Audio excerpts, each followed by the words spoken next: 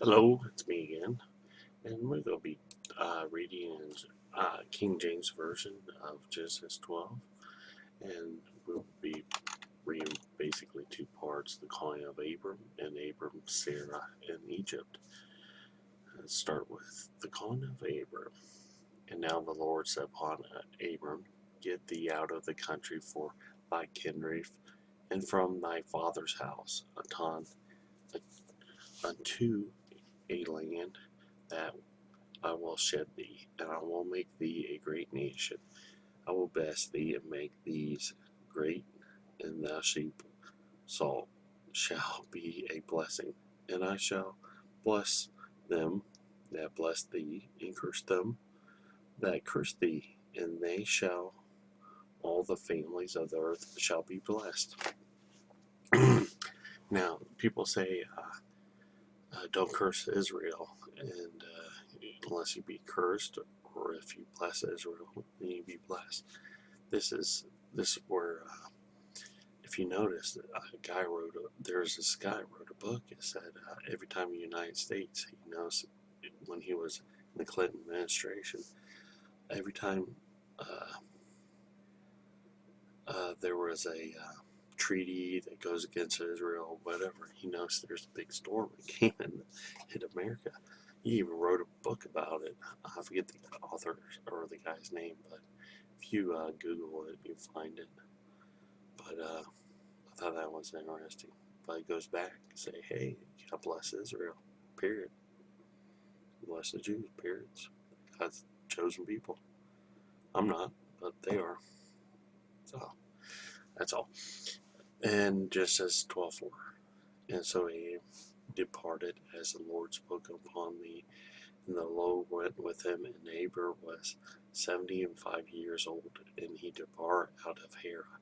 And Abram took Sarah his wife, and Lot his brothers, and all their substance, and they had gathered in their souls, they have gotten in Harmon, and they went forth to Galilee of Canaan.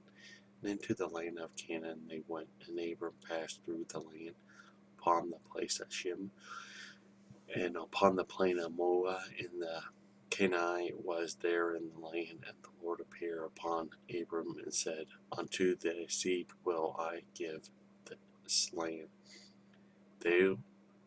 There he built a altar who appeared upon, and he moved for hence upon the mountain east of Bethel, and pitched it, having Bethel on the east, and having Hathel on the east, having Bethel on the west, and Hathel on the east. There built a altar upon the Lord, and came upon the Lord in Abram journey, going on still toward the south. Abram and Sarah in Egypt. There was a great famine in the land.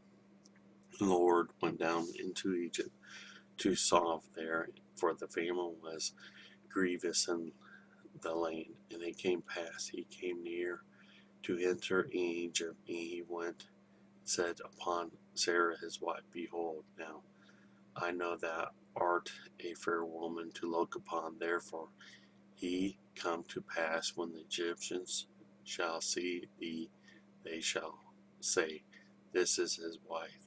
They will kill me, but they will save thee alive. Say, I pray thee, thou art my sister, that it may come well for me for thy sake, and my soul shall live because of thee. And it came to pass that when Abram was come into Egypt, the Egyptians beheld the woman that she was very fair, and the prince also of Pharaoh saw her and commanded her before Pharaoh, and the woman was taken into Pharaoh's house, and he entered Abram well for his sake. He had sheep, oxen, his asses, mules, and manservants, and she asses, and came. And the Lord plagued Pharaoh and his house with great plagues because of Sarah's, Abram's wife.